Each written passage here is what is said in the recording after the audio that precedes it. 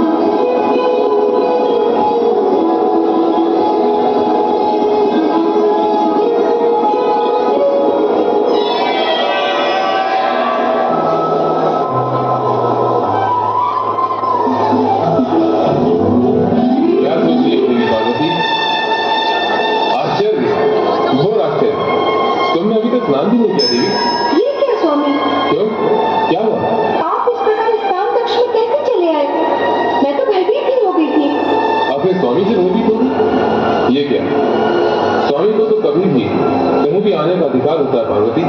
अधिकार? अधिकार की कोई सीमा और कुछ समय होता है। स्वामी, अब आप जाएं और मुझे स्नान करने दें। जैसी तुम्हारी इच्छा है।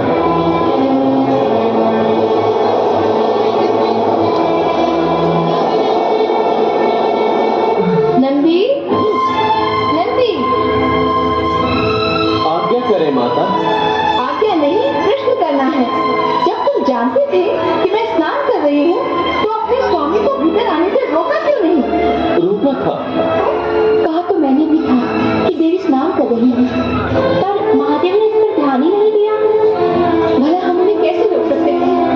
माता, देवाधिदेव को रोकने का साहस कौन कर सकता है? तुम सभी विवश और असहाय हो, तो तुम सब जाओ यहाँ से। हमारे चले जाने से क्या समस्या हल हो जाएगी? कैसी समस्या? सुरक्षा की समस्या। कल फिर इसी प्रकार की घटना घट सकती है। महादेव तो आपकी पति है, इसलिए ये घटना इतनी दुखद नहीं हुई। अन्य कोई होता अथवा भविष्य में कोई हुआ तो सुरक्षा की व्यवस्था आवश्यक है। एकांत सुरक्षा के लिए किसी विशेष व्यक्ति को ही नियुक्त करना होगा। यहाँ तो सब महादेव के गण हैं, उनकी सेवा में है। आपका कोई गण नहीं जो आपकी सेवा सुरक्षा करे। नंदी आपका गण होता तो क्या सरलता से महादेव को प्रवेश करने देता? स्वामी की स्वामी भक्ति में स्वामिनी की सुरक्षा का कर्तव्य पूर्ण करने में वह चूक गया। ठीक कहती हो तुम लोग। मुझे इस विषय में गंभीरता से विचार करना ही होगा।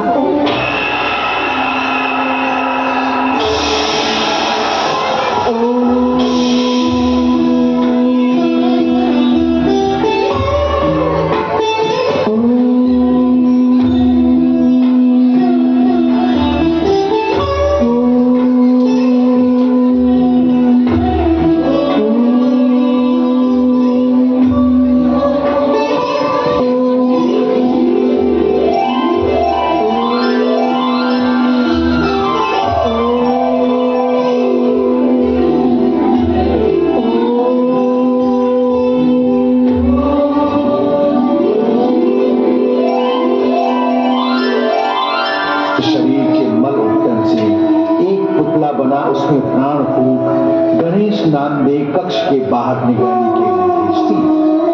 गणेश कक्ष के बाहर शिव जी को आते हुए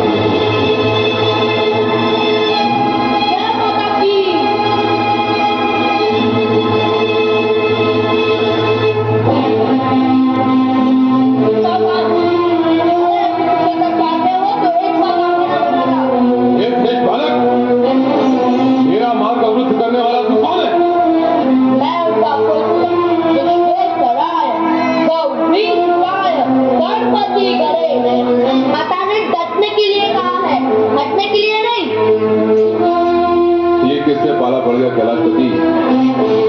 तू जानता है 14 ब्रह्मांडों में मेरे मार्ग को अवरुद्ध करने का दुस्साहस कोई नहीं करता। तू बालक है इसलिए। तो क्या युद्ध करने का विचार है? आ जाओ। बालक मोटा मुंह और बड़ी बात करता है, हट जा नहीं तो। बालक पर बात करना उचित नहीं। मेरे गण तुझे मेरा विचार बताएंगे, मेरे गण तुझे सब बुद्धि देंगे। गणेश को गण सुबुद्धि देंगे? क्या बात आपकी?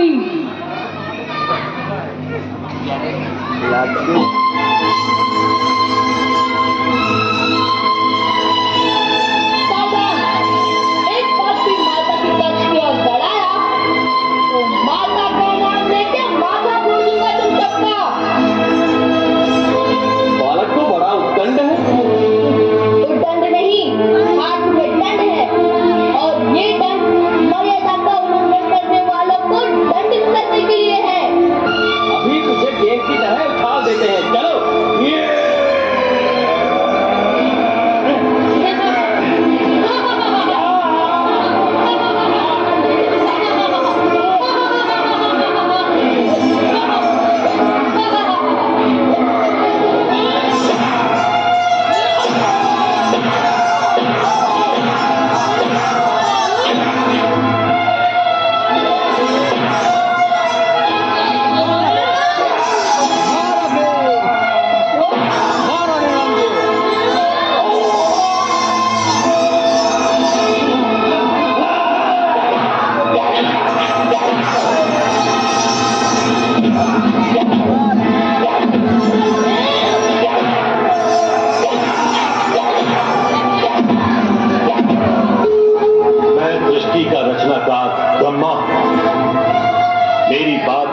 ये द्वार छोड़ दो, नहीं तो क्या?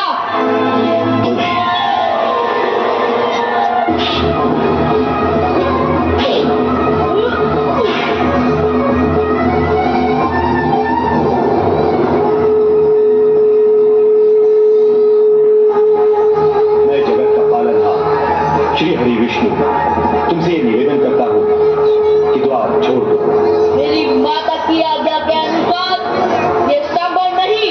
नहीं,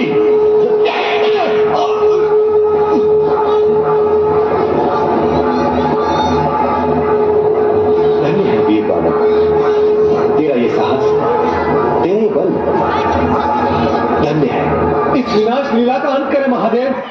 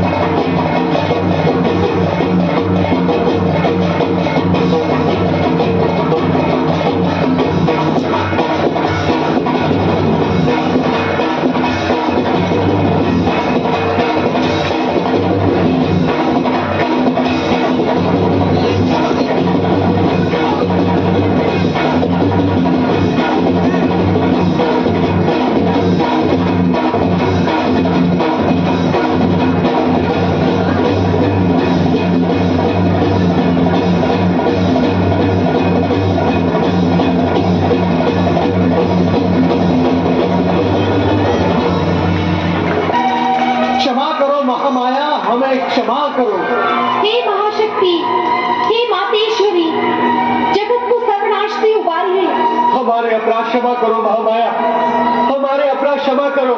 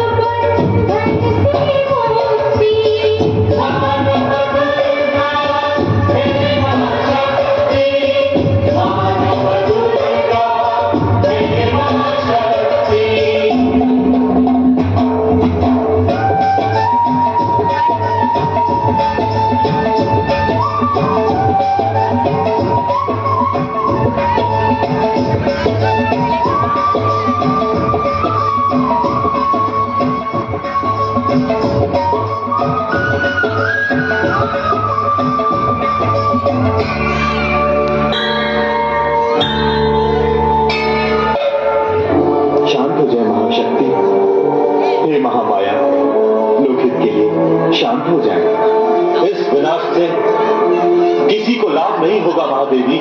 मेरी जो हानि हुई है उसकी पूर्ति कौन करेगा? मेरे पुत्र का वध क्यों किया गया? जिसके पुत्र का वध कर दिया गया हो उस माता को आप शांत रहने के लिए कहते हैं? क्या ऐसी माता शांत हो सकती है? फिर आप कैसे शांत होगी महामाया? एक तो मेरे पुत्र गणेश को पुनर्जीवित करें, दूसरा देवताओं में वो सर्वप्रथम पूजित हो ऐसा अधिकार दें, तभी मैं शांत होंगी, अन्यथा महाप्रलय अनिवार्य है। हम प्रयत्न करते हैं, भगवान शिव से प्रार्थना करते हैं, भगवान भोलेनाथ गणेश को अवश्य पुनर्जीवित देंगे। हे महाशक्ति, हे महामाया, देवताओं में वो सर्वप्रथम पूजित हो ऐसे अधिकार को भी भोलेनाथ स्वीकार कर लेंगे। अब हम सब सदाशिव के पास जाते हैं।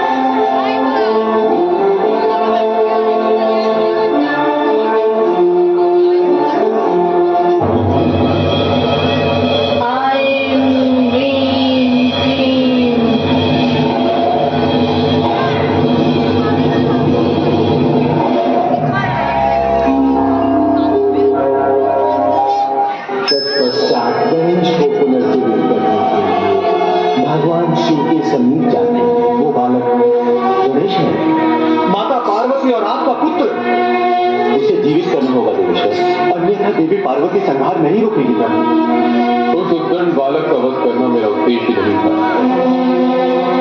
पर उसकी भयानक वृत्ति का अंत करना भी आवश्यक था। मैं जानता हूं कि गणेश शक्ति रूपी पार्वती का पुत्र, उसे पुनर्जीवित तो होना ही है। ये शुभ कार्य आप ही करेंगे देवेश्वर। हम सभी की इच्छा है कि बालक गणेश पुनर्जीवित हो, इसलिए ये कार्य हम सब मिलकर करें। आरंभ श्री हरि विष्णु करें। मुझे क्या करना होगा भोलेनाथ? आपको उत्तर दिशा में जाना होगा। उस ओर जाते हुए आपको मार्ग में जो भी पहला प्राणी दिखे उसका मस्तक काट कर ले आए। किसी भी निर्दोष प्राणी का मस्तक? शेष विचार आप स्वयं कर रहे।